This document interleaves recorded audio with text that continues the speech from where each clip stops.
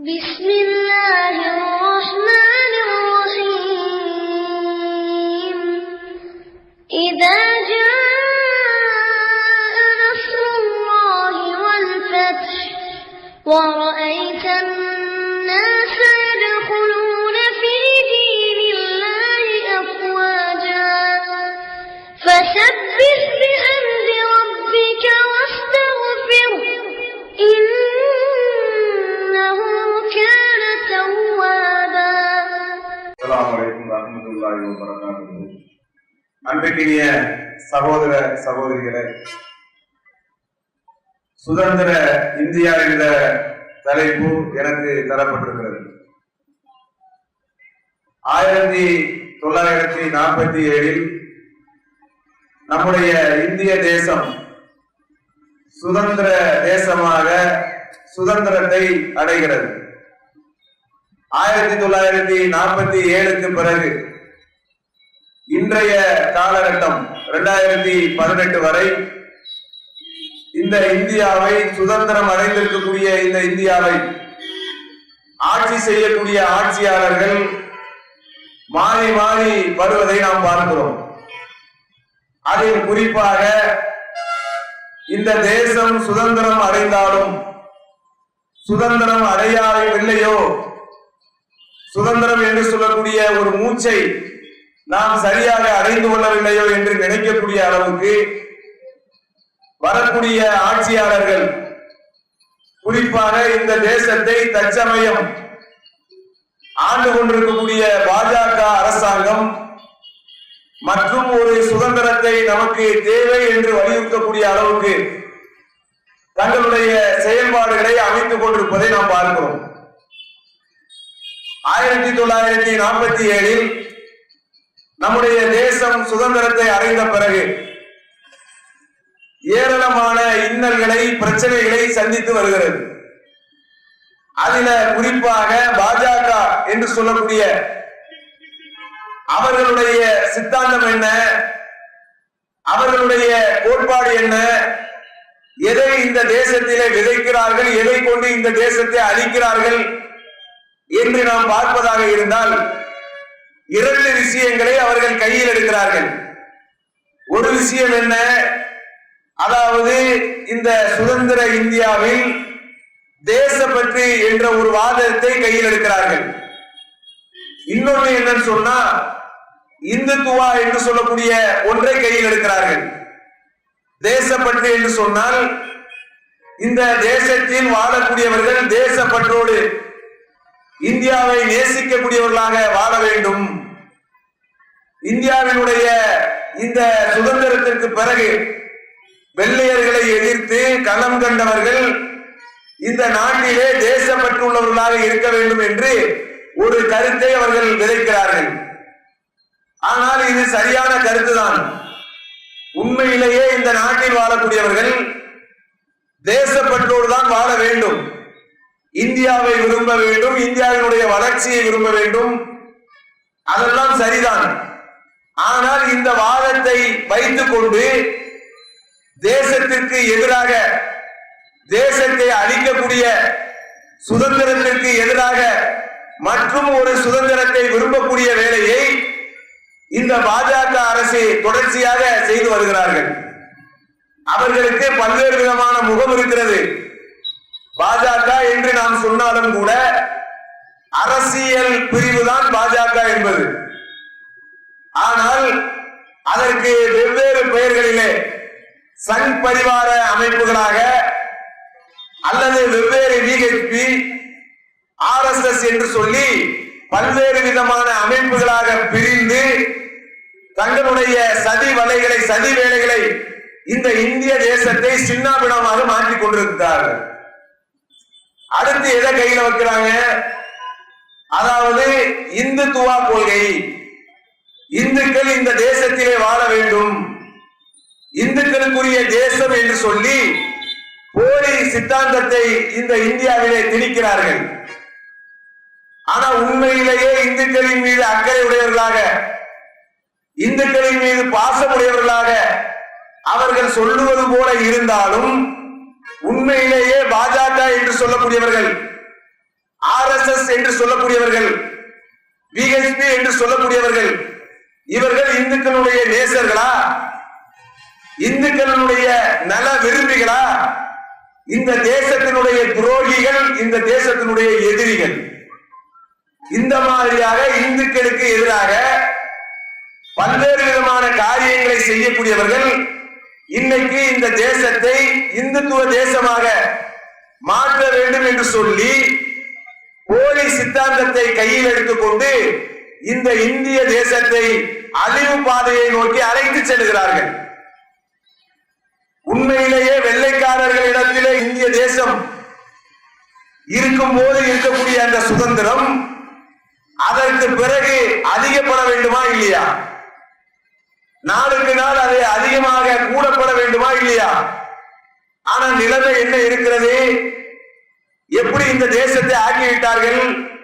நாளுக்கு நாள் பிரச்சனை, விவசாயிகளுடைய தற்கொலை, அதே போல எங்கு பார்த்தாலும் போராட்டங்கள் வெடிக்கிறது, நாளுக்கு நாள் பொருளாதார சிக்கல்கள் வலுக்கிறது, நாளுக்கு நாள் மத கலவரங்கள் அதிகமாகிறது, இவ்வளவு பிரச்சனைகள் அதிகமாகிறது. தேசத்தில அமைதியை காணும். தேசம் சுதந்திர தேசம் என்கிறோம். எங்களுடைய தேசம், எங்களுடைய நாடு சுதந்திரம் அடைந்து விட்டது.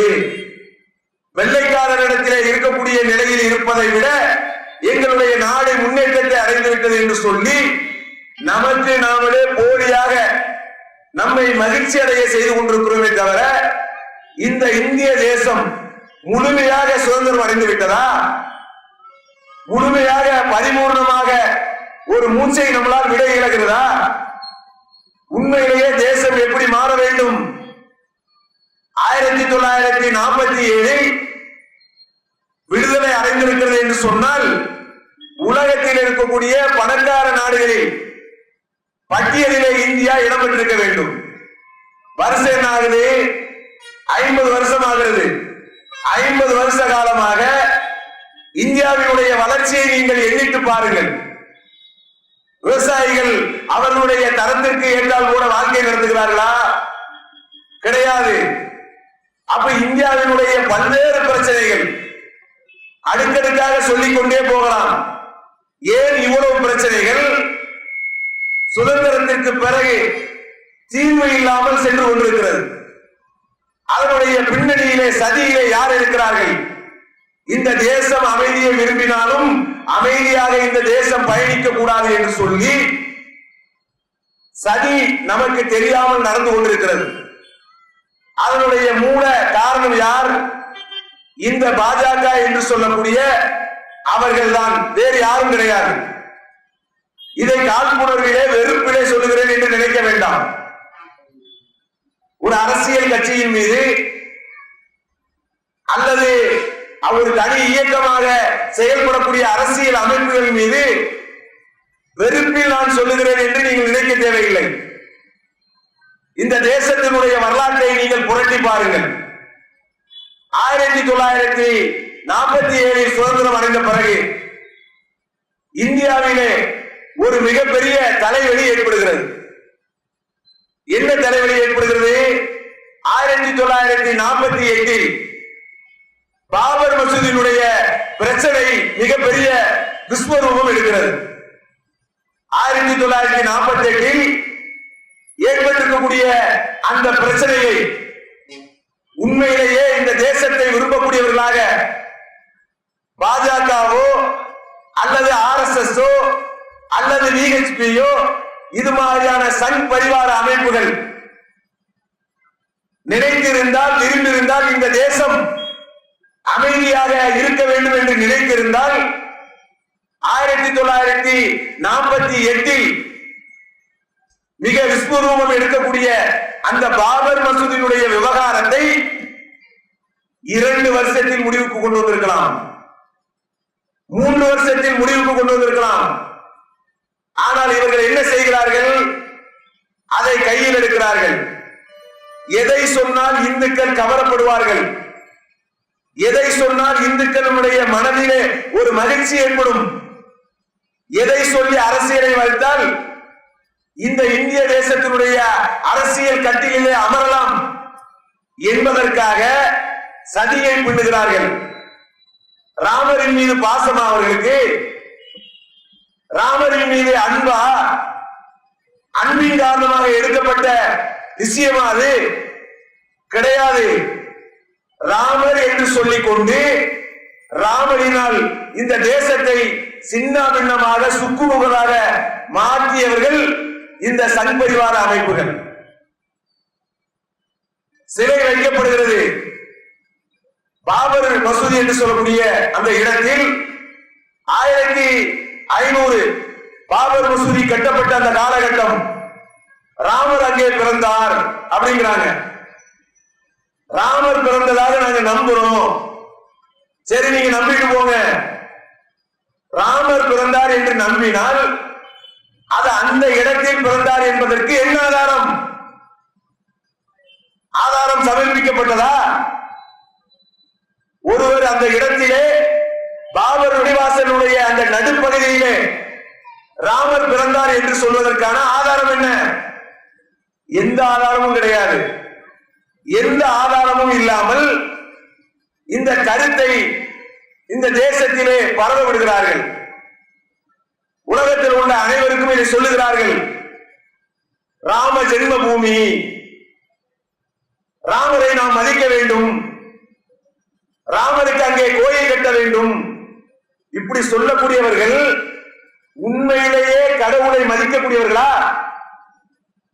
எந்த மதமாக இருந்தாலும் எந்த வேதமாக இருந்தாலும் ஒரு மதத்தினுடைய வழிபாட்டு தளத்தை உடைக்க சொல்லக்கூடிய தத்துவத்தை சொல்லி தருகிறதா? இஸ்லாமிய மார்க்கம் இருக்கிறது, இறைவனுடைய வேதம் திருமறை குர்ஆன் இருக்கிறது. அதுல கூட இறைவன் சொல்லி காட்டுகிறான், பிறருடைய ஆலயங்களை நீங்கள் கை வைக்க வேண்டாம், கை வச்சிடாதீங்க. இந்துக்களுடைய ஆலயங்களாக இருக்கட்டும், கிறிஸ்துவர்களுடைய ஆலயங்களாக இருக்கட்டும், இறைவன் அல்லாத பல கடவுள்களை வணங்கக்கூடியவர்கள் ஆலயங்களை கட்டியிருந்தாலும் அதிலே நீங்க கை வைக்க கூடாது. குர்ஆன் சொல்லுகிறது. இன்னைக்கு கூட சொன்னார்கள், மலேசியாவிலே இந்து கோயிலை உடைத்தார்கள், உங்களுக்கு அதனுடைய நிலை என்ன என்று கேட்டார்கள். நம்ம நிலை என்ன? யாரு அவர்களுடைய எதை வழிபாட்டு தலமாக வணங்குகிறார்களோ அதை அத்துமீறி உடைக்க கூடாது என்பதுதான் இஸ்லாமிய நம்பிக்கை. அவர்கள் எதை கடவுள் என்று வணங்குகிறார்களோ அதை தவறு என்று சொல்லுவோம், அதை அழகிய முறையிலே சொல்லுவோம். அந்த விளக்கத்தினால் அந்த வழிபாட்டில் இருந்து மீண்டு அவர்களே அந்த ஆலயத்தை இடிக்கலாம், அது வேற விஷயம். ஆனால் அந்த நம்பிக்கை இல்லாத மற்றவர்கள் இடிக்கலாமா? ஆனா என்ன நடக்கிறது? பாபருடைய மசூதி அங்கே இடிக்கப்படுகிறது. கேட்டால் என்ன? ராமர் இந்த இடத்திலே பிறந்தார். என்னப்பா ஆதாரம்? ராமர் பிறந்ததற்கு என்ன ஆதாரம்? அப்படி சொல்வதாக இருந்தால் யாரு வேணாலும் எதை வேணாலும் இடிக்கலாம. நான் சொல்லுவேன், இதோ இந்த இடத்தில் எங்களுடைய நம்பிக்கைக்குரிய ஒரு ஆள் இந்த இடத்திலே நான் பிறந்தார் என்று சொல்லுவேன். இந்த இடம் எனக்கு தான் சொல்லுவேன். ஒருத்தர் சொல்லுவாரு, எனக்கு அந்த இடம் எனக்கு தான் பாரு. எப்படி சொல்றீங்க?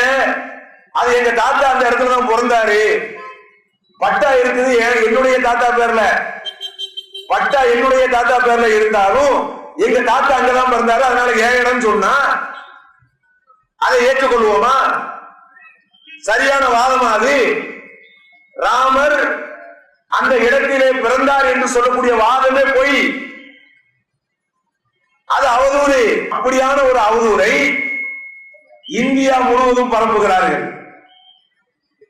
நடுநிலையான இந்துக்கள், நியாயத்தை விரும்பக்கூடிய அன்பு சகோதரர்கள், தொப்புள் கொடி உறவுகள், அவர்கள் எல்லாம் வருத்தப்படுகிறார்கள்.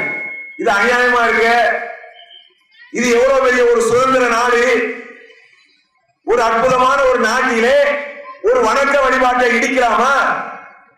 இடித்தால் என்ன நடந்திருக்க வேண்டும்? எவ்வளவு பெரிய மத கலவரம் ஏற்பட்டிருக்க வேண்டும்? 1992 கர சேவை என்ற பெயரிலே அத்வானியுடைய தலைமையில் இடிக்கப்படுகிறது. உமா பாரதி, முரளி மனோகர் ஜோஷி, அதே போல இப்போது பிரதமராக வீட்டிருக்கக்கூடிய அந்த மாபெரும் மனிதநேய நரேந்திர மோடி, இவர்கள் எல்லாம் திட்டமிட்டு சதி செய்து இந்த பள்ளிவாசலை இடித்தார்கள். இது இந்து நாடா? இந்த நாட்டினுடைய பின்னணி என்ன? இங்கு வாழக்கூடிய முஸ்லிம்கள் வெவ்வேறு தேசத்தினுடைய இறக்குமதிகளா? இறக்குமதினா சொல்லு, வந்தேறினா சொல்லு. இங்க இருக்கக்கூடிய இஸ்லாமியர்கள் இந்த தேசத்தினுடைய மைந்தர்கள் இல்லையா? பிறப்பால் இந்தியர்களா, அரபிகளா? பிறப்பால் வெவ்வேறு மொழியையும் நாட்டையும் சேர்ந்தவர்களா? அப்ப இந்த தேசத்திலே இஸ்லாமியர்களாக இருந்தாலும் சரி, கிறிஸ்துவர்களாக இருந்தாலும் சரி, அவர்கள் யார்? இந்த நாட்டினுடைய மைந்தர்கள், இந்த நாட்டினுடைய பிறப்புகள். அவர்கள் ஒரு மதத்தை நம்பி வாழ்கிறார்கள் என்று சொன்னால், உண்மையிலேயே உனக்கு நாட்டுப்பற்று இருக்கும் என்று சொன்னால், அதை இடிக்கிறதுக்கு முன்னால முஸ்லிம்களுடைய உணர்வு என்ன பார்த்தீர்களா? அதற்கு மதிப்பளித்தீர்களா? 30 கோடி முஸ்லிம்கள் வாழ்கிறார்கள். 30 கோடி முஸ்லிம்கள் வாழ்கிறார்கள். அப்படியான ஒரு தேசத்தில் பாபர் மசூதி இடிக்கப்படுகிறது. நரேந்திர மோடி என்று சொல்லக்கூடியவரும் அத்வானிக்கும் தண்டனை கொடுக்கிறார்கள். முரளி மனோகர் ஜோஷிக்கு தண்டனை கொடுக்கிறார்கள். பாபர் மசூதியை இடித்ததற்காக நரேந்திர மோடியினுடைய தண்டனை என்ன தெரியுமா? நாட்டினுடைய பிரதமர். இதுதான் சுதந்திர இந்தியா. ஒரு இந்தியாவிலே ஒரு மதத்தினுடைய ஆலயம் இடிக்கப்படுகிறது. இடிப்பதற்கு தலைமை தாங்கி நடத்துகிறார்கள், செய்கிறார்கள். அவர்களுக்கு நீங்கள் கொடுத்த பதவி என்ன? பிரதமர் பதவி. அப்ப சுதந்திரம் அடைந்து விட்டதா? அப்பேற்பட்டவர்களுடைய கையில் இந்தியா இருந்தால் என்ன ஆகும்? அப்பேற்பட்டவருடைய கைகளில் தான் இன்னைக்கு இந்தியா இருக்கிறது. என்ன நடக்கிறது? பாபர் மசூதி இடிக்கப்படுகிறது. முஸ்லிம்கள் அமைதியாக இருக்கிறார்கள். நினைத்திருந்தால் எவ்வளவு பெரிய கலவரத்தை ஏற்படுத்தியிருக்க முடியும். செய்கிறார்களா? இந்த நாட்டை விரும்பியவர்கள் யார்? இந்த நாட்டினுடைய நீதிமன்றத்தை மதிப்பது யார்? அதுக்கு பிறகு உங்களை நம்பி நாங்கள் நீதிமன்றத்தை நாடுகிறோம். அலகாபாத் நீதிமன்றம் தீர்ப்பு வழங்குகிறார்கள். என்ன மாதிரி தீர்ப்பு வழங்குகிறார்கள்? 3 பங்காக நாம் பிரித்து விட்டேன் என்கிறார். வழக்கு தொடுத்த சன்னி முஸ்லிம் என்று சொல்லக்கூடிய அந்த வழக்கை தொடுத்தவர்களுக்கு 1 பங்கு, ராம ஜென்மபூமி என்று சொல்லி அந்த அமைப்பை சார்ந்தவர்களுக்கு, ராமர் இங்கே பிறந்தார் என்று சொன்ன அந்த நம்பிக்கைக்குரியவர்களுக்கு 1 பங்கு, அகோரா என்று சொல்லக்கூடிய அமைப்புக்கு 1 பங்கு, இடத்தை இழந்தவனுக்கு 1 பங்கு, இடத்தை இடிச்சவனுக்கு 2 பங்கு. நீதிமன்றம். சுதந்திர இந்தியா, அற்புதமான இந்தியா. அப்ப யோசிக்க வேண்டாமா? 30 கோடி மக்கள் முஸ்லிம்கள் வாழ்கிறார்கள். உண்மையிலேயே ராமர் பிறந்தார் என்று வைத்துக் கொள்வோம். நீ இடிக்கலாமான்னு கேட்கிறேன். நீதிமன்றத்தை நீ மதிக்கக்கூடிய மதிப்பு என்ன? எந்த நீதிமன்றத்தினுடைய மதிப்பை ஏற்றுக்கொண்டு இன்னைக்கு நீங்கள் பிரதமராக இருக்கிறீர்கள், அமைச்சராக இருக்கிறீர்கள், கட்சியை நடத்துகிறீர்கள்? அப்ப தேசத்தினுடைய தியாகி யார், தேசத்தினுடைய துரோகி யார் என்று விளங்குகிறதா? இப்பேற்பட்டவர்கள் தான் இன்னைக்கு ஆட்சி பீடத்திலே அமர்ந்து கொண்டிருக்கிறார்கள்.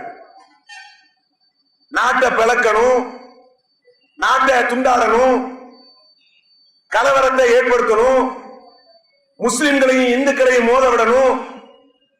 எப்ப இந்துக்களுக்கு கோபம் வரும்? இந்துக்கள் புனிதமாக கருதக்கூடிய பசுமாட்டை முஸ்லிம்கள் சாப்பிட்டார்கள் என்று சொல்லணும்.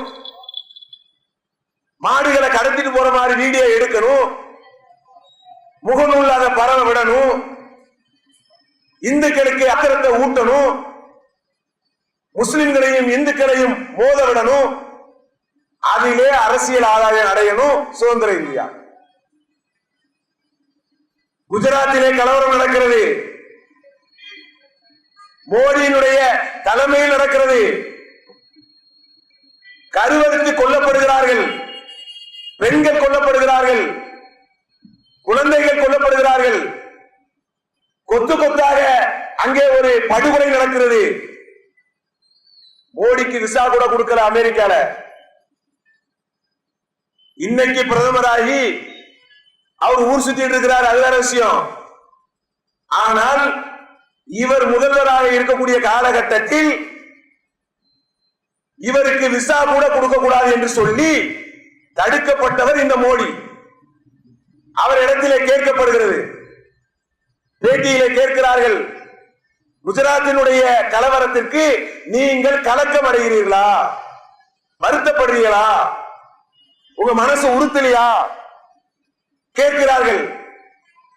மோடி சொல்லுகிறார், வாகனத்தின் முன்னாலே ஒரு நாய் குறுக்கே சென்று வாகனத்தில் அது அடிபட்டு செத்து விட்டால் கவலை அடைவோமா, வருத்தம் வருமா?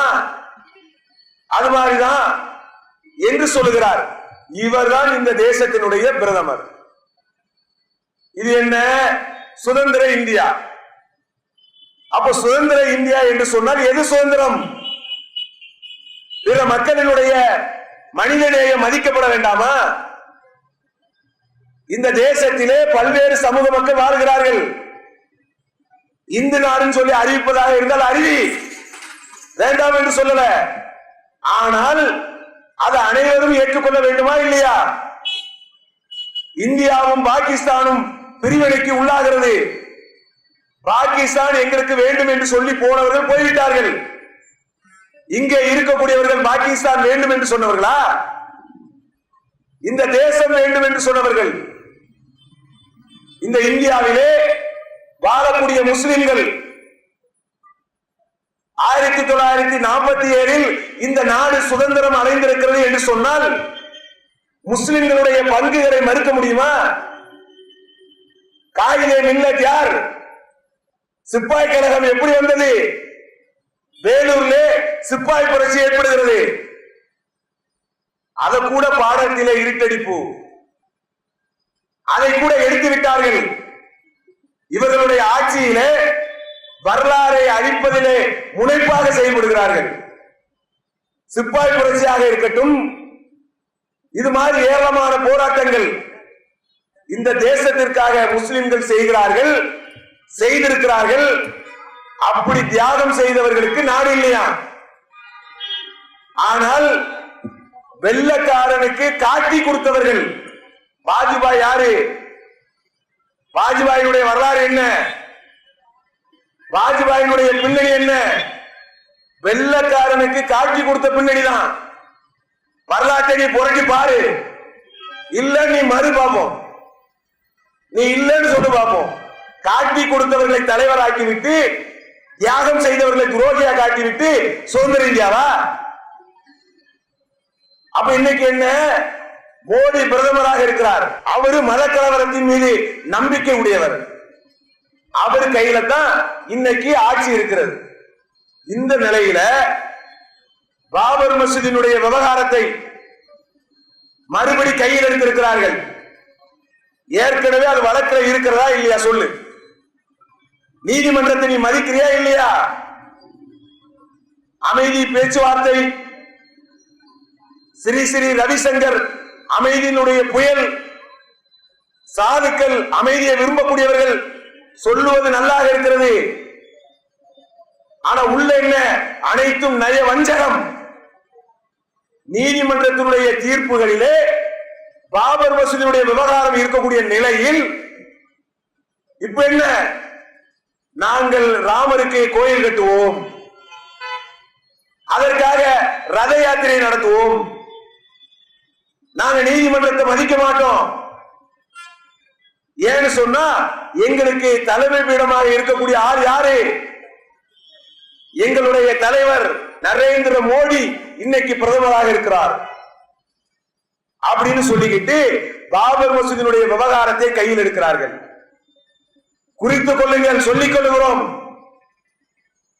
நீங்க நினைத்துக் கொண்டிருக்கிறீர்கள் ரத யாத்திரை என்ற பெயரிலே ரத்த யாத்திரை நடத்தி கொண்டு பாபர் மசூதியை எப்படி ஆட்களை திரட்டி இடித்தீர்களோ அதே போல பாபர் மசூதி இருக்கக்கூடிய இடத்தில் நீதிமன்ற வழக்கு இருக்கக்கூடிய நேரத்தில் அதை மதிக்காமல் நாங்க போய் ஆட்களை திரட்டி அங்கே ஒரு செங்கலை வைப்போம் என்று நீங்கள் நினைத்தால் நாங்கள் எங்களுடைய உயிரை கொடுத்து தடுப்போம்.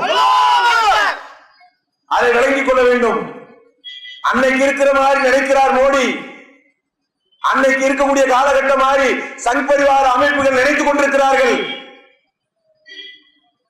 இந்த உலகத்தோடையே உங்களுடைய வாழ்க்கை தீர்ந்துவிடும் என்று நம்பிக்கையில் நீங்கள் இந்த வேலையை செய்யக்கூடியதாக இருந்தால் ஒவ்வொரு நிமிடமும் மரணத்தை நேசிக்கக்கூடியவர்களாக நாங்கள் இருக்கிறோம். உங்களுக்கே அவ்வளவு தில் இருக்குன்னு சொன்னா அனுதினமும் மரணத்தை நேசிக்கக்கூடிய எங்களுக்கு எவ்வளவு தில் இருக்கும்? இது மாதிரி சதி திட்டத்தை கையில் விட்டுவிட்டு உண்மையிலேயே நீதிமன்றத்தை நீங்கள் மதித்தால்தான் நாங்கள் இந்த சுதந்திர இந்தியான்னு சொல்லுவோம். முஸ்லிம் அல்லாத வேறு வேறு சமூக மக்களுக்கு நாங்கள் சொல்லிக் கொள்வது என்ன தெரியுமா? பாஜக என்று சொல்லக்கூடியதோ RSS என்று சொல்லக்கூடியவர்களோ இந்துக்கள் அல்ல. இந்துக்கள் வேறு, இந்துத்துவா வேறு. இந்துக்கள் என்று சொல்லக்கூடியவர்கள் தொப்புள் கொடி உறவுகள், தேசத்தில் அமைதியை விரும்பக்கூடியவர்கள், மனித நேயத்தை மதிக்கக்கூடியவர்கள், ஜனநாயகத்தை நேசிக்கக்கூடியவர்கள். இவங்கெல்லாம் இந்துக்கள். இந்துத்துவா யாரு? தேசத்தை மதிக்கிறோம் என்ற பெயரிலே போலி சித்தாந்தத்தை சொல்லக்கூடியவர்கள். இப்ப என்ன டைவர்ட்டுக்காக தான் இதெல்லாம் எடுக்கிறார் மோடி. இவர் எப்படி ஆட்சிக்கு வந்தாரு? என்ன சொன்னார்? கருப்பு பணத்தை நாங்கள் ஒழிக்க போகிறோம் சொன்னாரா இல்லையா?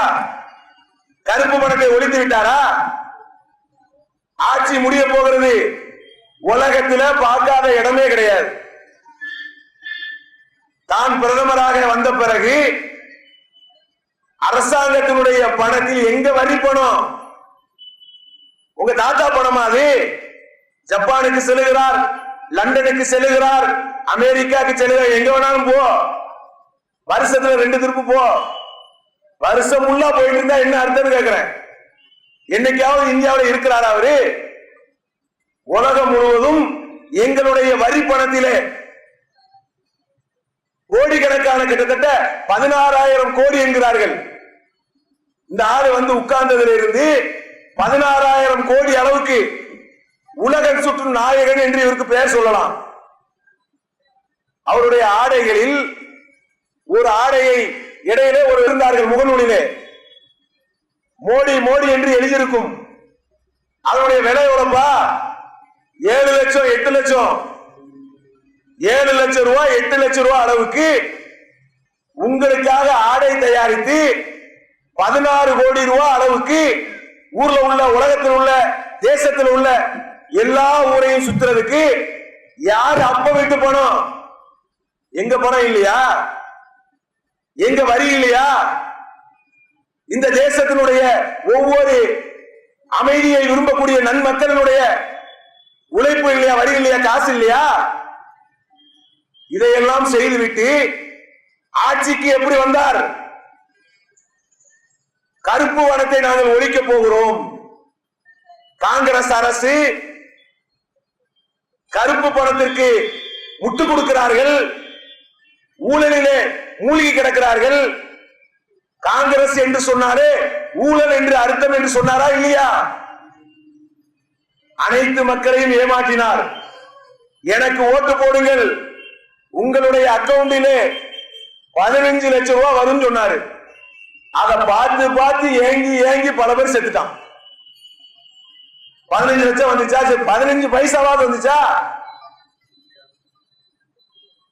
ஏற்கனவே எங்களுக்கு கொடுக்கப்பட்டிருக்கக்கூடிய அரசு மானியம், கேஸ் மானியம், அதையெல்லாம் பிடுங்கி அதையெல்லாம் அவருடைய அரசாங்கம் எடுத்து ஜிஎஸ்டி என்று சொல்லக்கூடிய ஒரு வரியை போட்டு இன்னைக்கு அவ்வளவு பேரையும் நாசப்படுத்தியிருக்கிறாரா இல்லையா?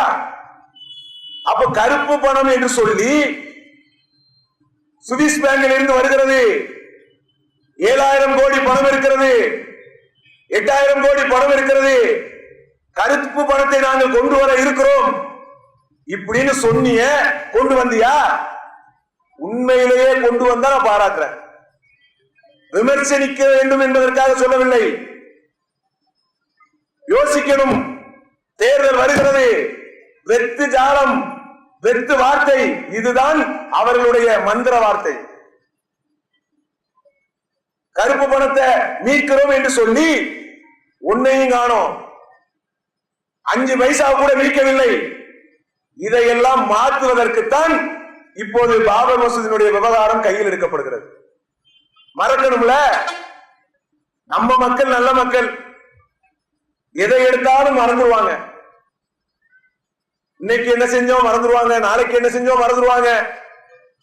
மோடி செஞ்சிருக்கக்கூடிய வாக்குறுதிகள் ஏதாவது நிறைவேற்றப்பட்டிருக்கிறதா? சிந்தித்து பார்க்க வேண்டும். நான் மிகப்பெரிய சீர்திருத்தவாதி என்றார். பண மதிப்பு இழப்பு ஒண்ணும் கொண்டு வந்தார். அட்டாக் பண்ண போறேன், உண்மையிலேயே அட்டாக் பண்ணிட்டாரு. 2 வருஷம் அதை நினைச்சு பாதி பேருக்கு இன்னைக்கு தூக்கம் வரல. என்ன பண மதிப்பு இழப்பு செய்ய போறோம், டிமானிசேஷன் சொல்லி கொண்டு வந்தாரு. சொல்லிக்கிட்டு அதை சொல்லிவிட்டு அவரு போயிட்டாரு ஜப்பானுக்கு. அங்க இருக்கக்கூடிய பழங்குடி பெண்களோடு உட்கார்ந்துட்டு ஒரே டான்ஸ் தான், ஒரே சிக்னா டான்ஸ் தான்.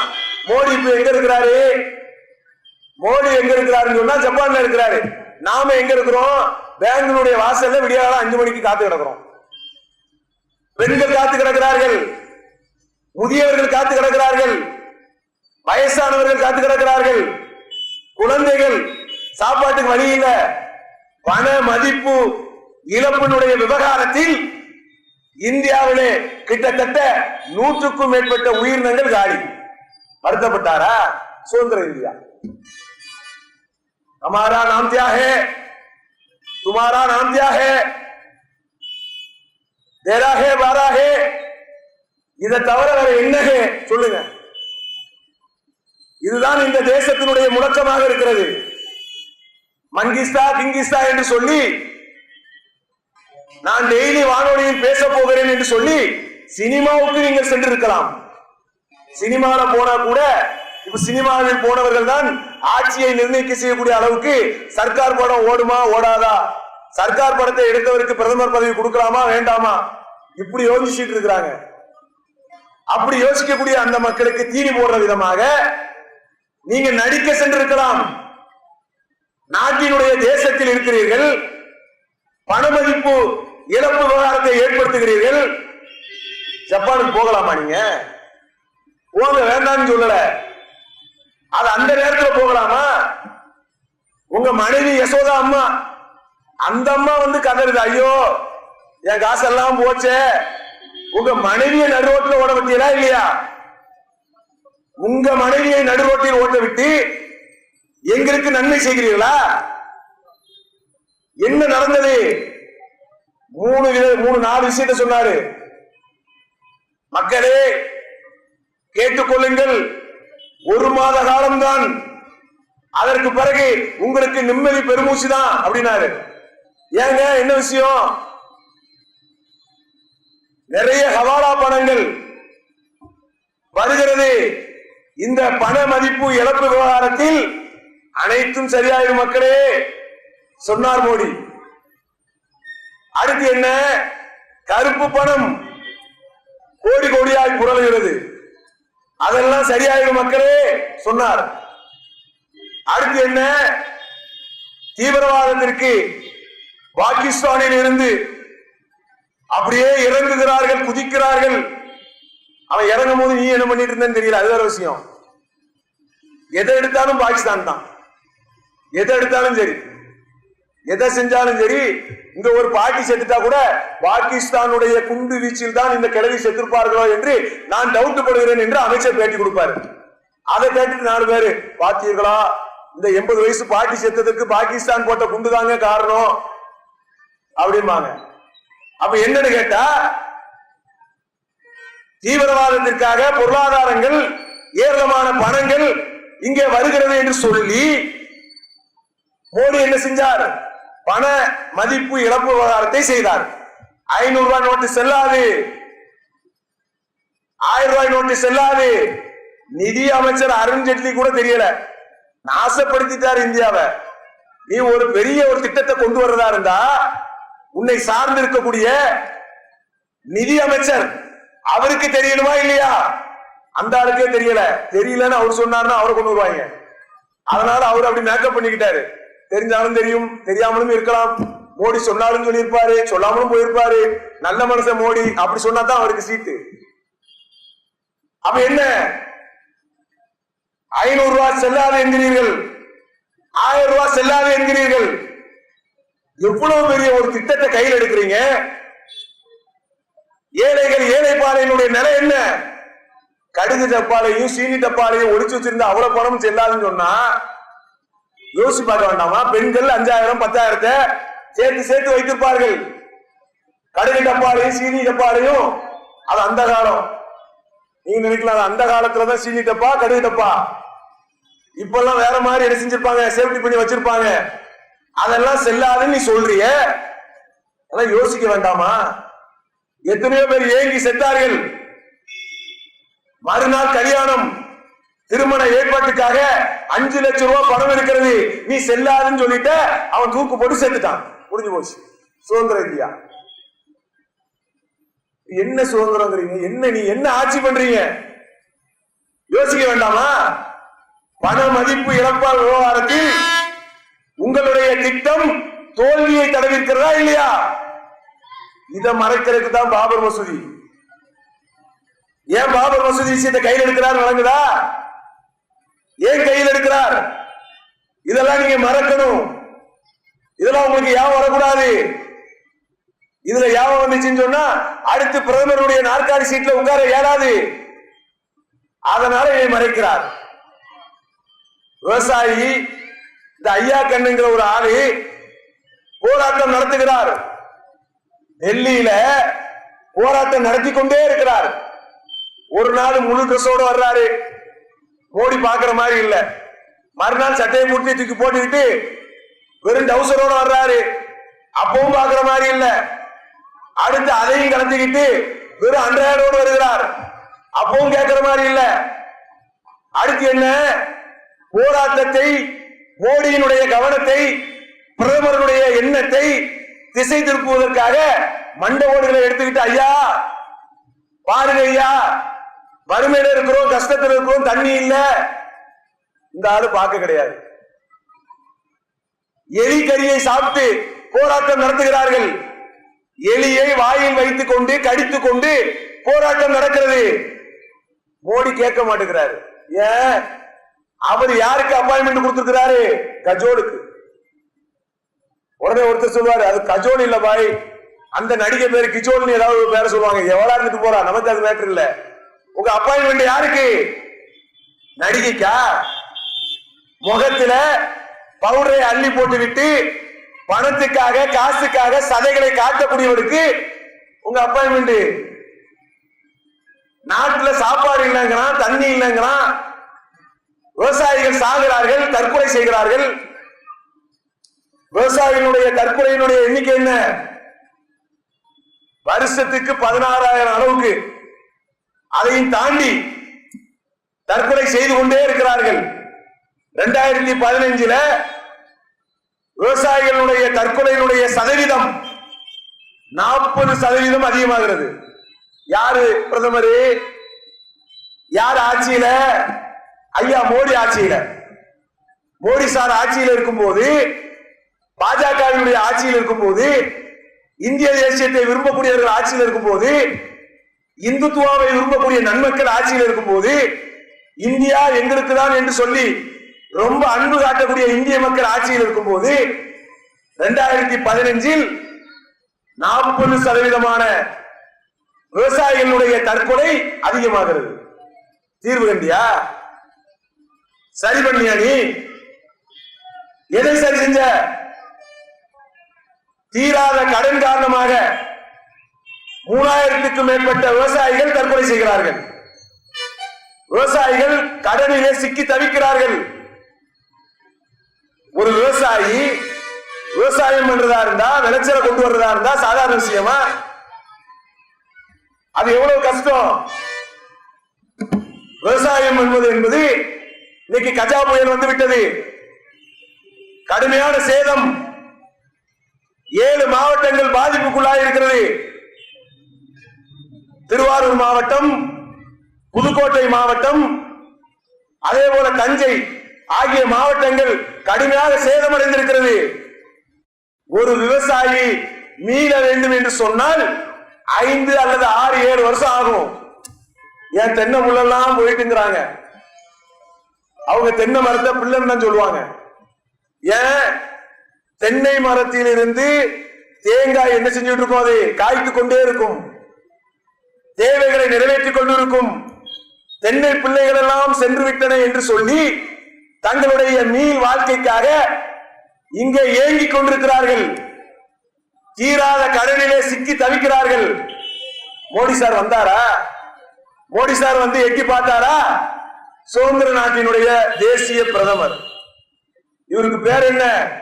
நாட்டினுடைய பிரதமர். ஆனா வந்தார்.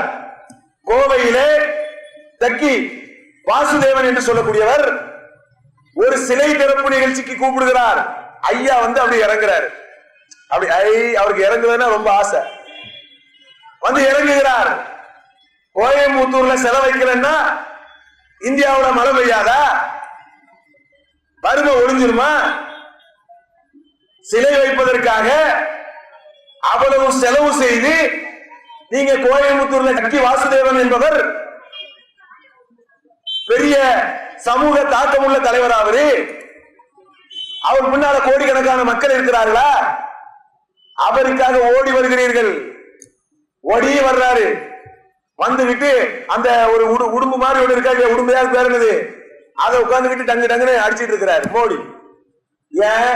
உலகம் உள்ள பார்க்கணும்ல, எல்லா கேமராவுக்கும் தெரியணும்ல.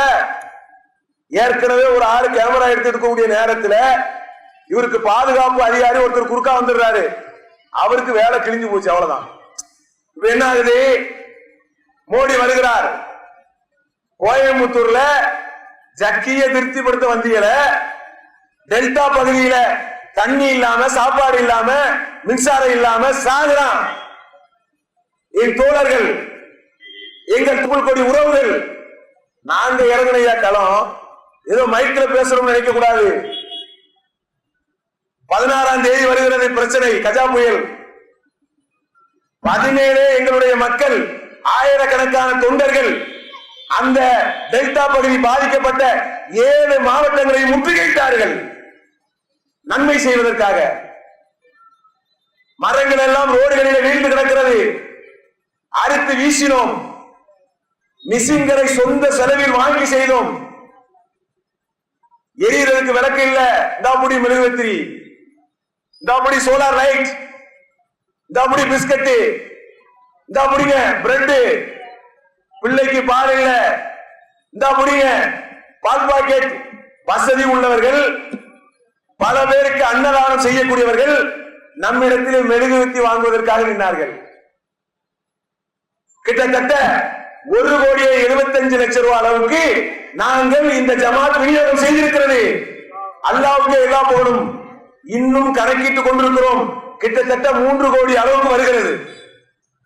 சரிங்களா? நாங்க ஒரு அமைப்பு செய்கிறோம். மோடி வந்தாரா? வரமாட்டுக்கிறார். அவருக்கு என்ன? மங்கி பாத் துமாரா நாம் கியா ஹை, இதுதான். அப்ப இந்த மாதிரி இந்த தேசத்தினுடைய தலைவராக, பிரதமராக வீட்டிக் கொண்டிருக்கிறார். இந்த நாட்டினுடைய பிரதமர் இதை டைவர்ட் செய்யறதுக்கு தான் பாபர் மசூதியுடைய விவகாரத்தை கையில் இருக்கிறார். ஏன் எடுக்கிறார் விளக்குதா? நீ ஏன் மௌனியா இருக்கிற? 4 பேர் சேர்ந்து கல்ல கொண்டு வைப்பான்னு சொன்னா அடிச்சு நொறுக்க வேண்டாமா? அவரை தெம்பு வந்து விட்டதா? செங்கலை கொண்டு அங்கே வைப்பான் என்று சொன்னால் அவர்களை அடித்து விரட்ட வேண்டிய ஆற்றலும் சக்தியும் உங்களிடத்தில் இருக்கிறதா இல்லையா? அவ்வளவு பவர்களை கையில் வைத்துக் கொண்டு நீங்கள் மௌனியா இருக்கிறீங்கன்னு அர்த்தம் என்ன? வெட்டிக்கிடணும், குத்திக்கிடணும், மக்கள் மறக்கணும், அடுத்து பிரதமர் சீட்ல வந்து உட்காரணும், அடுத்து ஊர் ஊரா சுத்தணும். இது தவிர வேற என்ன? படையலுக்காக சிலை வைக்கப்படுகிறது. நேருவினுடைய வரலாற்றை இருப்படிப்பு செய்கிறார்கள், காந்தியினுடைய வரலாற்றை இருப்படிப்பு செய்கிறார்கள். காந்தி துரோகியம், நேரு துரோகியம். இஸ்லாமிய வரலாற்றில் எத்தனையோ சுதந்திரத்துக்காக போரிட்ட தலைவர்கள் எல்லாம் இருட்டடிப்பு செய்யப்படுகிறார்கள். கொஞ்சம் கொஞ்சம் அதை நினைவூட்டக்கூடிய வகையில் இருக்கக்கூடிய இஸ்லாமிய பெயர்கள் கொண்ட ஊர்களை, தெருவுகளை மாற்றுகிறார்கள். ஆனால் வல்லபால் படேல் 3000 கோடிக்கு சிலை வைக்கப்படுகிறார். 3000 கோடி. 1 ரூபா 2 ரூபாய் இல்ல. இங்க சாப்பாட்டுக்கு வழி இல்ல, எலியை சாப்பிடுகிறார்கள், கடனிலே மூழ்கி கிடக்கிறார்கள், விவசாயிகள் நாளுக்கு நாள் தற்கொலை செய்கிறார்கள், காவேரி பிரச்சனை ஓடுகிறது, கார்கள் பஸ்ஸுகள் கொளுத்தப்படுகிறது. ஐயா என்ன செய்யறாரு? 3000 கோடிக்கு சிலை வைக்கிறார். சிலை வைக்கலன்னு சொன்னா இந்தியா என்ன ஆயிரும்? அவ்வளவுதான், முடிஞ்சு போயிரும்ல, நாசமா போயிரும்ல. அப்ப இதில் தான் ஒருத்தர் கவனம் செலுத்துறாருன்னு சொன்னா இது எப்படி ஒரு நாட்டினுடைய பிரதமர் இதை செய்யலாமா? தோல்வி நாளுக்கு நாள் சந்தித்துக் கொண்டிருக்கிறார்கள். விவசாயினுடைய கடனை தள்ளுபடி செய்யவில்லை. மல்லையா ஓடிட்டாரு. மல்லையான யாரு? கிங்ஃபிஷருடைய முதலாளி. பாவம், ரொம்ப கஷ்டப்பட்டவர். மல்லையா இருக்காரா இல்லையா? கிங்ஃபிஷருடைய ஓனர் எவ்வளவு கடன்? லட்சக்கணக்கான கோடிக்கணக்கான ரூபாயை பேங்க்ல கடன் வச்சிருக்கிறாரு. ஆனா ரொம்ப பாவம், ரொம்ப வசதி இல்லாதவர். பிளைட் ஒரு 200-300 தான் இருக்கும், கப்பல் ஒரு 500 தான் இருக்கும். இப்படியான வசதி ரொம்ப குறைவான அந்த மல்லையா இந்த தேசத்திலே பேங்க்ல கடன் வாங்கி இருக்கிறார். பாவம், முடியல, அவரை பிடிக்க முடியல, அவரு போயிட்டாரு. மல்லையாவை ஓட விட்டு அவனை பிடிக்க துப்பு இல்ல. ஒரு விவசாயி என்ன செய்கிற? கடனை கொடு, கடனை அடைக்கதா இல்லையா? கேள்வி. சுதந்திர இந்தியா என்னையா சொல்றீங்க? எதை சொல்லுகிறீர்கள்? கேவலம் இல்லையா? வெட்கம் இல்லையா? மல்லையாவுக்கு கொடுக்கப்பட்ட கடன் என்பது உங்க அப்ப வீட்டு காசா? பேங்கில் இருக்கக்கூடிய பொருளாதாரம் என்பது இந்த தேசத்தினுடைய ஒவ்வொரு மக்களினுடைய பொருளாதாரம். அது அதை கடன் வைத்து விட்டு அவன் நாடு ஓடிட்டான். அவனை பிடிக்க வக்கு இல்ல, துப்பு இல்ல. விவசாயி என்ன செய்கிறான்? குடு, நீ 1000 ரூபாய் வாங்கின கடனு, வாரக்கடனை குடு, இப்படி நீங்க சொல்றீங்களே, இது ஆட்சியா? இது நேர்மையான பார்வையா? இப்படிதான் என்ன செய்கிறது சுதந்திர இந்தியா சென்று கொண்டிருக்கிறது. இதுக்கு இடையில என்ன? ஒரே கலவரம் தான். ஜனநாயகத்தை விரும்பக்கூடிய முற்போக்கு எழுத்தாளர்கள் அவர்களை எல்லாம் ஆள் வைத்து கொலை செய்கிறார்கள். பெங்களூரிலே கொலை செய்யப்படுகிறார். கல்பொறுக்கி என்று சொல்லக்கூடிய எழுத்தாளர், முற்போக்கு எழுத்தாளர் கொலை செய்யப்படுகிறார். எத்தனையோ ஜனநாயகத்தை விரும்பக்கூடிய முற்போக்கு எழுத்தாளர்கள் படுகொலை செய்யப்படுகிறார்கள். யாரால்? இந்த தேசத்தினுடைய அமைதியை விரும்பக்கூடிய இந்துத்துவ அமைப்புகளால். அமைதி விரும்புறாங்கல்ல, அமைதிக்கு மறுபேர் படுகொலை, அமைதிக்கு மறுபேர் கலவரம். அமித்ஷான்னு ஒருத்தர் இருக்கிறார், ரொம்ப நல்லவர். அவர் மோடியினுடைய அருகிலேயே இருப்பார். மோடி இப்படி எட்டி பார்த்தா அவர் என்ன செய்யணும்? மீதி வேலையெல்லாம் அவர் தான் பார்க்கணும். நாட்டில் நடந்திருக்கக்கூடிய பல்வேறு விதமான கலவரங்களினுடைய பின்னணியில் அமித்ஷா இல்லையா? அவங்க எல்லாம் இன்னைக்கு யாரு? முக்கிய சீட்டு, சாதாரண இடம் இல்ல, முக்கிய சீட்டில் இருக்கிறார்கள். நீதிபதிகள் கதறுகிறார்கள். சமீபத்தில் கூட டெல்லியிலே ஒரு நீதிபதி வெளிப்படையா வந்து சொல்றாரு, உச்ச நீதிமன்றத்துல, உலகத்துல, அதுவும் இந்திய தேசத்துல இதுக்கு முன்னால இப்படி நடந்ததே கிடையாதுங்க. நீதிபதிகள் வெளியிலே வந்து சொல்லுகிறார்கள், நாங்கள் அழுத்தத்திற்கு உள்ளாகிறோம், அழுத்தம் செய்யப்படுகிறோம். சருபுதீன் என்று சொல்லக்கூடியவருடைய என்கவுண்டரில் பின்னணியில் யார் இருக்கிறார்? அமித்ஷா இல்லையா? அமித்ஷா தான் பின்னணி. ஆனா அவரை காப்பாற்றணுங்கிறது தான் எங்களுக்கு கட்டளை. சுதந்திர இந்தியா நீதிபதிகள், நாட்டில நீதிபதியாக இருக்கக்கூடியவர்கள் தான் நாட்டினுடைய முக்கியமான தூணாக இருக்கிறார்கள். அப்படி தூணாக இருக்கக்கூடியவர்கள் அவர்களை நெருக்கிறீங்களா? அவங்களுடைய குரல் வலைய நசுக்கிறீங்களா? அப்ப நீங்க உங்க கையில ஆட்சியை கொடுத்தா என்ன ஆகும்? மறுபடியும் நீங்க ஆட்சிக்கு வரலாம் நினைக்கிறீங்களா? நினைத்துக் கொண்டிருக்கிறார்கள். மறுபடியும் ஆட்சி வரலாம், மறுபடியும் இந்த தேசத்தை நாம் பின்பற்றலாம், பிடிக்கலாம் என்று நினைத்துக் கொண்டிருக்கிறார்கள். மக்கள் உங்களுக்கு சவுக்கேறி கொடுப்பார்கள். மக்கள் விழிப்புணர்வாக இருக்கிறார்கள்.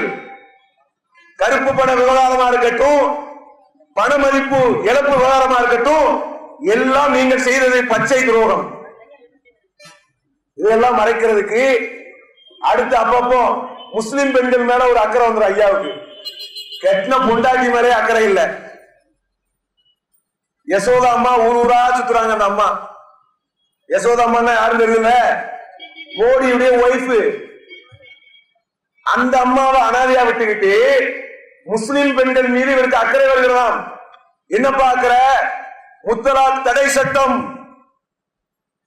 இதுக்கு வக்காலத்து இந்த எச்சி ராஜா, இந்த தமிழிச, இது மாதிரியான அம்மாக்கள் எல்லாம் ஒரே வக்காலத்து தான். முஸ்லிம் பெண்மணிகள் ஒடுக்கப்படுகிறார்கள், நசுக்கப்படுகிறார்கள். ரொம்ப கவலை எங்களுக்கு. முத்தலாக்கு தடை சட்டத்தை கொண்டே வந்து தீர்வோம் அப்படிங்கிறாங்க. என்ன முத்தலாக்கு தடை சட்டம்? என்ன? ஒரே நேரத்தில் தலாக் தலாக் என்று சொல்லக்கூடிய அந்த முறையில் இந்தியாவிலே சில பேர் தலாக் செய்கிறார்கள். கோடி பேர் இருக்கான ஒருத்தன் செய்வான். கோடி பேர் இருக்கக்கூடிய இடத்துல ஒருத்தன் செய்யறத வச்சு முத்தலாக்கு என்பது இஸ்லாமிய சமூகமே செய்யற மாதிரி முஸ்லிம் அல்லாத மக்கள், வேற வேற மக்கள் இருக்காங்களா இல்லையா? இந்துக்கள், கிறிஸ்துவர்கள், அவங்க நம்மளை பத்தி தப்பா நினைக்கிறதுக்காக முஸ்லிம் பெண்கள் ஒடுக்கப்படுகிறார்கள், நசுக்கப்படுகிறார்கள்.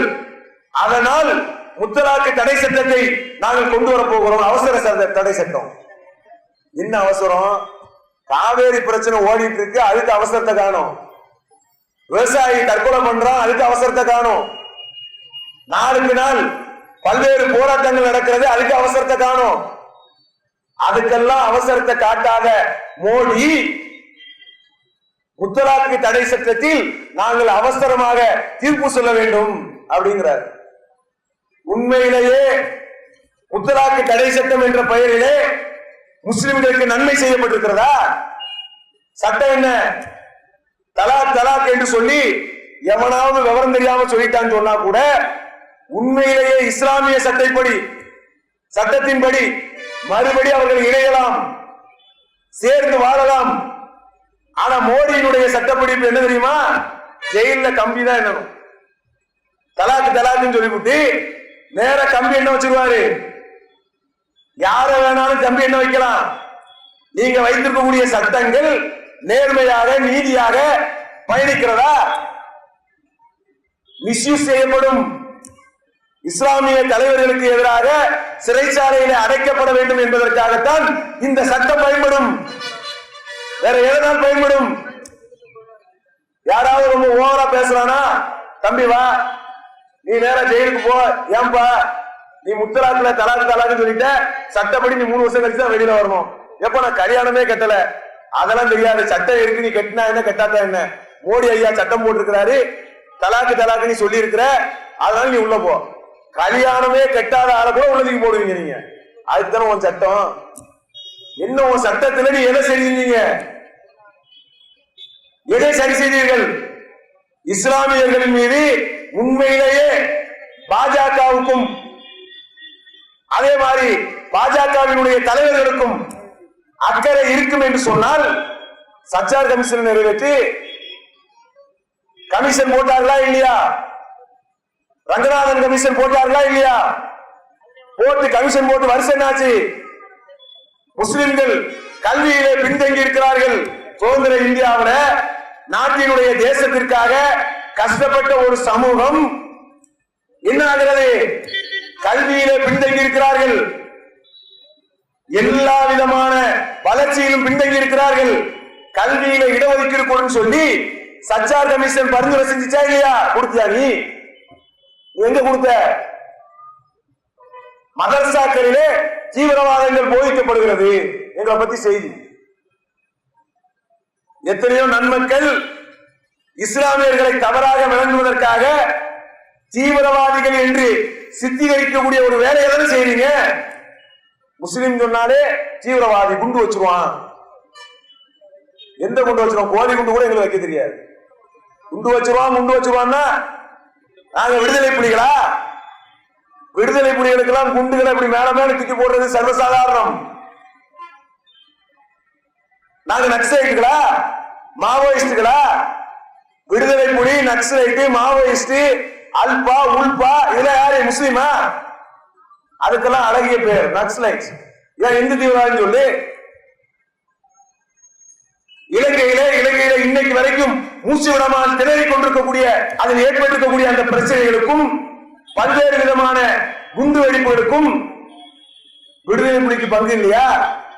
விடுதலை புலி பேர் நல்லா இருக்கிறது.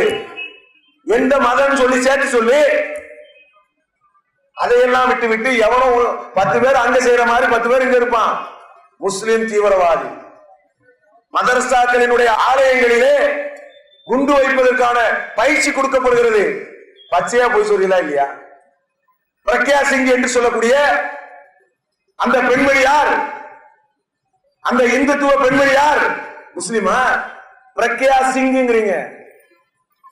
அதை அழகான முறையிலே இந்துத்துவ அமைப்புகளுக்கு தான் இந்த தேசத்திலே குண்டு வெடிப்புக்கு அதிகமான பங்கு இருக்கு என்று சொன்ன ஒரு உயர் அதிகாரியை போட்டு தள்ளுங்களா இல்லையா? என்ன வேலை செய்யறீங்க? நாட்டை நாசப்படுத்தி வச்சுக்கிட்டு, கேவலப்படுத்திக்கிட்டு, நாட்டை நாங்கள் சரி செய்ய போகிறோம், இந்தியாவிலே மனித நேயத்தை வளர்க்க போகிறோம், தூய்மை இந்தியா திட்டம் நல்லா இருக்கு, தூய்மைப்படுத்தினீங்களா? இதையெல்லாம் டைவர்ட் செய்யறதுக்கு தான் பாபர் மசூதி. இதெல்லாம் நீங்க மறந்துடணும். பாபர் மசூதி, ராமர் பிறந்து விட்டார், ராமருக்கு அங்க கொண்டு போய் சிலையை வைக்க வேண்டும் மக்களே இப்படின்னு உசு பேத்தி எத்தனை காலம் ஆட்சியை ஓட்ட முடியும்? தூய்மை இந்தியான்னு ஒண்ணு அறிவிச்சாரு. அதுல ஒரு கொடுமை என்ன தெரியுமா? ஒரு இடம் நல்ல தூய்மையாக இருக்கிறது, அரசு ஊழியர்கள் அதிகாரிகள் அழகா தூய்மை பண்ணிட்டாங்க. ஆட்சியாளர் வர்றாரு, வந்த உடனே குப்பையாக்குறாங்க. ஏன்பா குப்பையாக்குற? அழகா சுத்தப்படுத்திக்கிட்டு அடுத்து குப்பை அள்ளி அள்ளி போடுறாங்க அரசு ஊழியர்கள். ஏங்க அது மாதிரி செய்றீங்க? இல்ல, ஐயா வர்றாரு, சுத்தப்படுத்த போறாரு, அது பேஸ்புக்லயும் வீடியோ வரணும், அதனால சுத்தப்படுத்தின பகுதியே குப்பையை நாங்க ஆக்கி இருக்கிறோம். இதுதான் தூய்மை இந்தியா. இதுக்கு ஒரு அறிமுகம், இதை மக்களிடத்திலே கொண்டு சொல்வதற்கு கஜினி தலைவர். கஜினினா யாருங்கிறதா? ரஜினி. அவர் அப்பப்ப கஜினி மாதிரி படையெடுத்து இமயமலைக்கு போயிடுவாரு. திடீர்னு நான் அரசியலுக்கு வருகிறேன், இதோ வந்து விட்டேன், வயசு என்னங்க 50, இதோ வந்து விட்டேன், அடுத்த வயசு என்னங்க 60, இதோ வந்து விட்டேன், அடுத்த வயசு என்னங்க 65, இதோ வந்து விட்டேன். வாங்க, எப்போ வரலீங்கன்னு தெரியல, வந்து இந்த தேசத்தை நீங்க ரொம்ப காப்பாத்துங்க. ஏற்கனவே சினிமாவோட பல ஹீரோக்களையும் ஹீரோயின்களையும் காப்பாத்திட்டீங்கல்ல. எதிரி வந்தாங்கன்னு சொன்னா நீங்க அடிச்சீங்கன்னா 20 பேர் அப்படி விடுவாங்கல்ல. அதனால நீங்க வந்த சரி செய்யுங்க. உங்களை தூய்மை இந்தியாவுடைய உங்களை மாதிரி கமல மாதிரி ஆட்களை எல்லாம் முன்னிலைப்படுத்தி படுத்தி படுத்தி தான் இந்த தேசம் என்னாகிறது? போய்கொண்டே இருக்கிறது. பாஜக நினைக்கிறார்கள் நடிகர்களையும் நடிகைகளையும் முன்னிலைப்படுத்தி விட்டு நாம பல்வேறு வேலைகளை செய்துவிட்டால் தேசம் உருட்டுவிடும், தேசத்தில் ஆட்சியை பிடித்து விடலாம். பகல் கனவு. ஏன் தூய்மை இந்தியா பெரிய ஆட்சி வழங்குதா? ஒரு பக்கம் தூய்மை இந்தியா, இன்னொரு பக்கம் என்ன தெரியுமா? மோடி தலையை கொண்டு ஒரு இடத்துல கொண்டு குனிஞ்சிருவாரு. அது எந்த இடம்? அகோரிகள். அகோரிகள்னா என்ன? சாப்பிட மாட்டான் பிணத்தை தவிர, சாப்பிட மாட்டார்கள் மலத்தை தவிர. இப்படி பிணத்தை சாப்பிடக்கூடியவர்கள், மலத்தை சாப்பிடக்கூடியவர்கள் எல்லாம் இன்னைக்கு என்னவாக இருக்கிறார்கள்? காட்டிலே வாழ்கிறார்கள். தூய்மை இல்லாமல் கங்கையை நாசப்படுத்துகிறார்கள். பிணத்தை கொண்டு கங்கையில் போடுகிறார்கள். ஒரு பிணம் கங்கையில் போடப்பட்டால் கங்கையினுடைய நிலைமை என்ன? கங்கையை சுத்தப்படுத்த வேண்டும், அதற்காக நிதி ஒதுக்குங்கள். 2000 கோடி 3000 கோடி, ஒரு பக்கம் 2000 கோடி 3000 கோடி. அடுத்து கங்கையில என்னது? அனைத்தையும் பணத்தை கொண்டு அள்ளி போடுறீங்க. தூய்மை இந்தியா உங்க திட்டம். எந்த திட்டமாவது வெற்றி அடைந்திருக்கிறதா? வெற்றி பெற்றிருக்கிறீர்களா?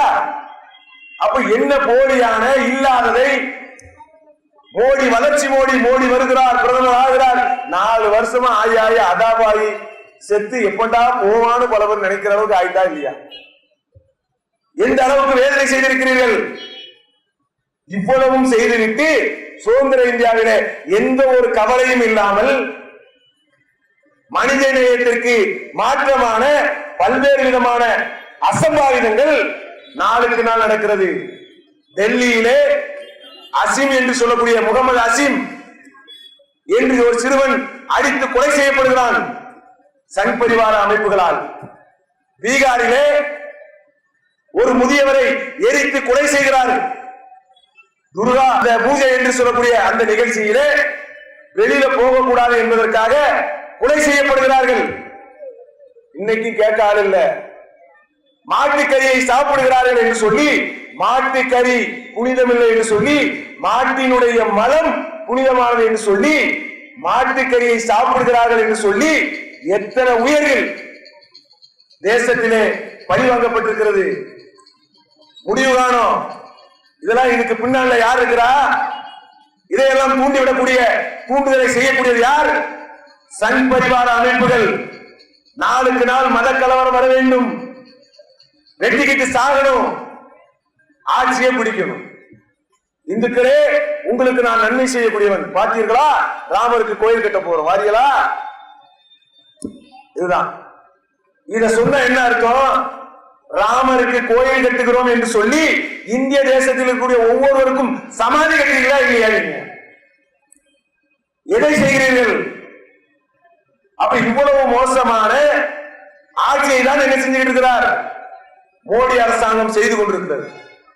வளர்ச்சி இந்தியா, நவீன இந்தியா, தூய்மை இந்தியா, இப்படி புதிய புதிய திட்டங்களை எல்லாம் அறிவித்தாலும் கூட நாளுக்கு நாள் பிரச்சனைகள் கூடிக்கொண்டே போகின்றன. ஒடுக்கப்பட்டவர்கள், தலித் மக்கள் இன்னைக்கு எப்படி இருக்கிறாங்க? சுதந்திரமா இருக்காங்களா? அவங்களுடைய நிலை என்ன? தலித் மக்கள் ஒரு இடங்கள்ல, ஒரு ஊர்கள்ல போக முடிகிறதா? 2019 வர இருக்கிறது. வளர்ச்சியை நோக்கிய ஒரு காலம். நிலைமை என்ன? ஒரு தலித் சமூகத்தை சார்ந்த ஒருவர் உயர் பதவியில இருக்கிறார், பெரிய அளவில் ஒரு பதவியில் இருக்கிறார், ஒரு ஆலயத்திற்கு செல்லுகிறார். அவர் வெளியில வந்த உடனே ஆலயம் கழுவி விடப்படுகிறது. உங்க ஆட்சியில தான், எங்க ஆட்சி இல்ல. நாங்கள் இதை வெறுக்கக்கூடியவர்கள், மனித நேயத்தை விரும்பக்கூடியவர்கள். ஒரே ஒரு ஆண், ஒரே ஒரு பெண்ணில் இருந்துதான் அனைத்து மனித குலம் வந்ததாக நாங்க சொல்றோம். என்ன நீ உயர்ந்த ஜாதி, தாழ்ந்த ஜாதி, உன் வீட்டுல சாப்பிட மாட்டேன், உன் வீட்டுல தண்ணி குடிக்க மாட்டேன், தலித்துகளாகவோ அல்லது தாழ்த்தப்பட்டவர்களாக கருதப்பட்டால் ஒரு தெருக்களிலே கூவி குறுகிதான் நீங்க வரணும். என்ன தத்துவம்? எதை சொல்றீங்க? இன்னைக்கு இஸ்லாமியர்களாக இருக்கிறார்களா இல்லையா? இவங்க எல்லாம் யாரு? உங்க முன்னோர்கள் யாரு? எந்த இனத்திலிருந்து வந்தோம்னே எங்களுக்கு தெரியல. எங்களுடைய முன்னோர்கள் ஒரு தலித்தாக இருக்கலாம், வேறு வேறு ஜாதிகள் பிரிவினராக இருக்கலாம். எப்படி உட்கார்ந்து என்ன ஜாதின்னு தெரியுதா எங்களுக்கு? இதை நாங்க சொன்னா தீவிரவாதம். இஸ்லாமியர்கள், முஸ்லிம்கள் இந்த தேசத்துக்கு எதிரிகள். எதிரிகளா? நாங்க துரோகிகளா? காட்டி கொடுத்தவர்களுடைய பட்டியலை போல். பாகிஸ்தானுக்கு உறவு சொன்னதுல உங்கால்தான் அதிகம். சமீபத்தில் கூட ஒரு அதிகாரி பாகிஸ்தானுக்கு உறவு சொல்லி இருக்கிறார். அப்துல்லாங்கிற பேராது சிங்கின் தான் வருது. அப்ப எல்லா இவனையும் இருந்துகிட்டு நாட்டை சின்னாபின்னமாக ஆக்கி நாளுக்கு நாள் பல்வேறு விதமான படுகொலைகள் எல்லாம் நடக்கிறது. எதையும் கேட்காமல் நம்ம நாட்டினுடைய சுதந்திர இந்தியா பயணித்துக் கொண்டிருக்கிறது. இதையெல்லாம் மாற்ற வேண்டும் என்று சொன்னால் ஆட்சியாளர்கள் மாற வேண்டும். பாஜகவினுடைய சதிகள் உடையப்பட வேண்டும், நிறுத்தப்பட வேண்டும். 1947க்கு பிறகு நாங்கள் இந்த தேசத்தை விரும்பக்கூடியவர்கள் என்று சொல்லி போலி சித்தாந்தத்தை உருவாக்கி தேசத்துக்கு எதிராக செயல்படக்கூடிய அவர்கள் அடியோடு இல்லாமல் துடைத்து எறியப்படக்கூடிய அளவுக்கு சங் பரிவார அமைப்புகள் மாறி இந்துக்களாகவும் கிறிஸ்துவர்களாகவும் முஸ்லிம்களாகவும் வெவ்வேறு நம்பிக்கை உடையவர்களாகவும் இருக்கக்கூடியவர்கள் இந்த தேசத்தை முழுமையாக சுதந்திரமாக ஆள கற்றுக்கொண்டால்தான் சுதந்திரம் இந்தியா உண்மையிலேயே சுதந்திர இந்தியாவாக மாறும். அப்படியாக மாறக்கூடிய வேலையை செய்யக்கூடிய நன்மக்களாக இருக்க வேண்டும் என கூறி என்னுடைய உரையை நிறைவு செய்கிறேன். அல்ஹம்துலில்லாஹ்.